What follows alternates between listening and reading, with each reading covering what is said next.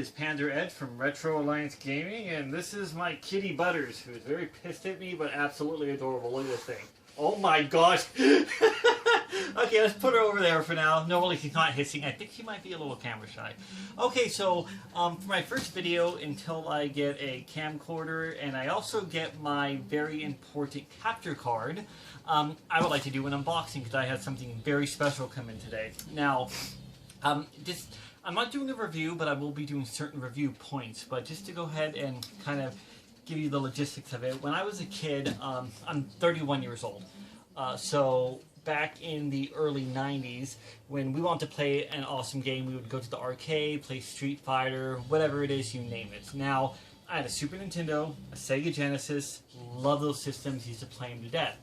There was this store that was down the street from me, and at this particular store you could actually pay $6 and they would let you play any game system in the entire shop for up to 1 hour. Now, when I went in there one time, I remember seeing all these different people, and they were playing, of course, the Genesis, the Super Nintendo. People were lined up, and I remember seeing this one console called the GRAFX. Now, I had never seen this before, and mind you, this was the early 90s, so I asked the guy, what the hell is this thing? And he told me, oh, it's this system by NEC, and it's not really doing so well, blah, blah, blah, so forth and so on. I had to play it. I was excited. I looked at it. I was like, okay. And now, the TurboGrafx itself has a 16-bit graphics chip in it, but an 8-bit processor. So it's kind of like this weird mix between like the 8-bit era and the 16-bit era. Now, I sat down to play the games, and I remember him handing me my first games to play, which were Bonk's Adventure, Ninja Spirit, and Alien Crush. Okay, now when I saw these games I was excited, but what really excited me is when I opened this up, I saw the game. Now, maybe to today's standards, you might not think this looks very advanced, but I was like, holy fucking shit. Like, I pulled this out, and I was like, what the fuck is this? Okay? The game came on this little tiny, what they call a hue card, and it's basically the size of a credit card. Now, to me, by today's standards, this still looks technologically advanced as hell. I'm talking, when I saw it, I was thinking fucking Star Trek, Battlestar Galactica, like, oh my god, this is what we're gonna have in 2000, like the most futuristic thing in the world, okay? Very cool card. The only other company that were making these was Sega, and they made a limited amount for the Master System, and I believe they were called B cards. Basically, inside of them, there's chips, which are super glued, and then that's where the reader is on here. Anyways, I saw the games, I fell in love with it, I had to play it. Now, on the TurboGrafx-16, in America, it wasn't a very popular system. Nintendo and Sega dominated, as you guys all know, so it really didn't have room for new people coming in, like Atari with their Jaguar, and for example the TurboGrafx. It never gained ground. It didn't have Mario or Sonic, but ironically, in Japan, this system was amazing. It was actually in full-on competition, beating the Genesis, and right up there with the Super Nintendo, okay?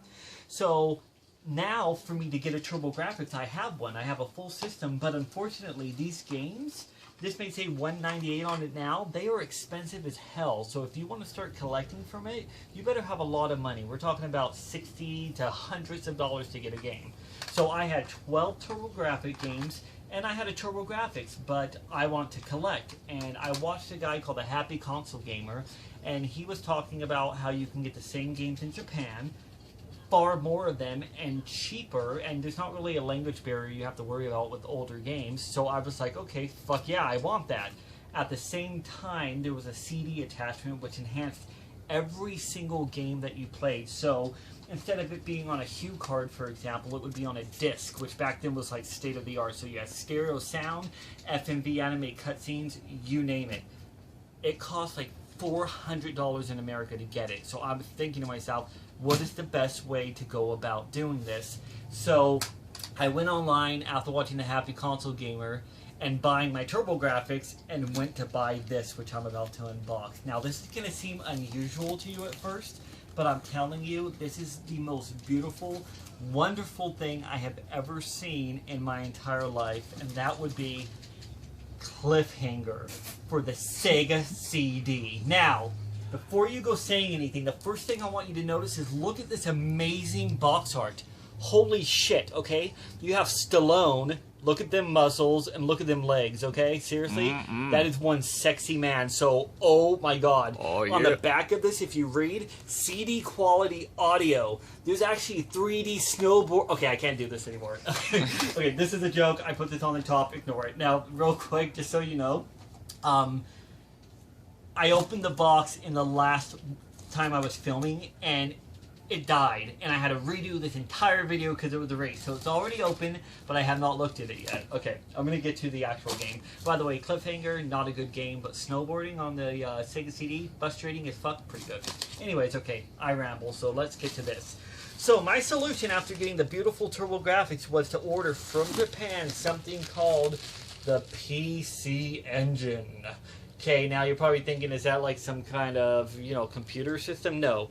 This is exactly the same as the system, as the TurboGrafx, with a few differences. First off, well, let me open this up if I can get this popped open. First off, you can buy games more inexpensively. Second off, this has a CD attachment with it that you can play. And third off, some other very important things. Now, oh my god, this is my first time owning this, and I am just blown away already by this. This is absolutely beautiful. Okay, so this is the front of it, guys. CDP engine. Here's the back of it. Now, the cool thing about this is, if you wanted to be really cool in the early 90s, you had a handle. It was like a briefcase, so you could just get up, go walk, and be like, hey, man, what's going on? I'm playing my Sega Genesis. Oh, yeah? Look what I have. The PC Engine. Yeah, see? This thing's badass. Show off that package. Show off that package. I'm sorry, still by today's standards, this is amazing. Now, let me go ahead and get this box out of the way and get into this. I still have yet to get a lot of import games, so I'm playing all of my current ones that I have, which I have some box ones like Bloody Wolf, right here, Cybercore, which is a really good shmup. I really enjoy it. There's better ones, but it's awesome. And, of course, Vigilante. Okay. Now, let's go ahead and start with the controller. The controller you have on the PC Engine is very similar to the TurboGrafx controller, which I always found very comfortable. Basically, you have a D-pad, which Nintendo invented the D-pad, believe it or not, back in the day. When you said, oh, it has a D-pad, people were like, what the fuck is a D-pad? Because they were used to the joysticks on the Atari. Now, my generation was NES, but I know for a fact the first time I saw the Nintendo, I was like, oh my god, a D-pad, right? Okay, so here we go. You have this. You have the select run button. Run is generally a start button. You have your two buttons here, and then you have the turbo on top. The turbo basically turbos each button that you want to use built into it. How freaking awesome is that? Okay, so this is the controller. Very beautiful. This is the end of it. Now, getting to another point. The original TurboGrafx came to America with only RF. If you don't know RF, that's that stupid little metal prong you plug into the back of your TV. Complete shit. Now, everybody will tell you, oh, if you want to get good video quality, you better go ahead and connect it to a CRT television that weighs like 400 pounds. That is a complete lie. Most of these consoles were actually RGB natively built, especially the Genesis, but the problem with this one, not the PC Engine, but the TurboGrafx, was that it came with only RF out. Now, you can buy a box for it that has component in the back. It's called a Turbo, I think TurboTap, but it costs like $300 to get if you want to get even regular composite cables. With this system, not the same. Now, I've never opened this, so give me a second to figure all this out. I think there's two pops here. Here we go. Oh my god, this is amazing. Okay, I'm going to go ahead and open it up. Now, sadly, the one she gave me is a little bit yellowed. Now, for the record, I asked her. She said she'd give me the best one that wasn't yellowed, but she did, but I'm not going to complain. Now, this would be the CD-ROM and the PC attachment. Now, the yellowing on this is from the sun, basically. I'm going to have to do a cleaning video to unyellow it, and if you actually saw this system when it was pure white, it is the most beautiful system ever, but looking at it now, it is still amazing to me. So this would be the PC Engine. Now, you're going to notice how tiny it is. The TurboGrafx is this big, guys, okay? This is that tiny. That is the entire unit. This unit comes out by itself and this is connected to an interface. So you have this unit, which is where your hue card goes. This pops out, and this is a CD-ROM memory card. I have a System 3 card. I'll get into that in another review. It allows you to play your CD games, which you would simply slide in, pop it, and boom, you're ready to play a game. On the CD, this was actually, you could use this as a portable CD player and carry it around with you. Kind of crazy, right? Everything here. You have an indicator light right here, repeat, which is generally for CD, play, stop, everything else, you name it. So this would be this one that you turn on here. Now, popping the tray open, I've never even actually opened one of these things before, amazingly enough, but here's another part of this that's really cool. If you look on the side, there's a headphone jack. Yes, okay? A headphone jack on a system from the 80s. You plug your headphones in there, and you can go ahead and turn it up right here. So if you're ever, you know, hiding from your parents, skipping school, which you should not do, you always have headphones so you can hear it and they can't hear anything. Cool thing about this interface unit is if you, again, all of this comes out. Everything will come out here. There's a sliding door right here that goes back and forth to take the system out. And the best part is if you go on the side, it has built-in composite. Now, I'm not going to tell you that composite again is good. Composite is shit in comparison, but it is much better than having an RF switch that's going to be plugged into it. I'm going to basically convert this, or I'm going to mod it. Now, one more very cool factor to this system, other than everything else you're already seeing here, is this particular one can play both American hue cards and Japanese hue cards. You can see the back of this is Japanese. Now, that's one of the primary reasons I got it. I can play my CD games, which is region-free for every CD that you get, any of the players. And for the TurboGrafx hue card, they are not. They have it switched around, and it will totally mess you up. So now I can play my American ones and my Japanese, and the way you do it is they included this little button here, if you can see up close, and all you do is you press it in, and you have USA made games, and you pop it out, boom, and I have my Japanese games. That's pretty much the gist of the system that I want to show you today with this. Now, on this system, a couple things that I would want to go ahead and let you guys know. If any of you out there are looking to collect a TurboGrafx system, this is something that you want to get, my recommendation to you, unless it's nostalgic, is do not buy the American version. Buy it if it's nostalgic. I have one, it's beautiful, but this is what you want to buy. Again, the CD player and the PC Engine itself comes together. You can have all of it in a package, which is far cheaper than you're going to get with the American TurboGrafx. And if you go online, I'm going to put a link below to the person I bought this from. You can get them region modded, again, for the region, so it could be American or Japanese, and you could even do an RGB mod, which is red, green, blue, and you can have that kind of video coming out of this. I know I stopped the video. I realized that I was messing around with it, and there was a few things that I wanted to show you guys that I couldn't before. Mind you, this is my first time having my hands on this system, even though I know everything. So a couple of things. If you ever want to remove these two from the interface at all, I'm going to give you an idea of how you do it. Now, in the front right here, this has a lock. I'm not sure if you guys can see it, but this slides one way or another. Do you see that lock right there? Okay.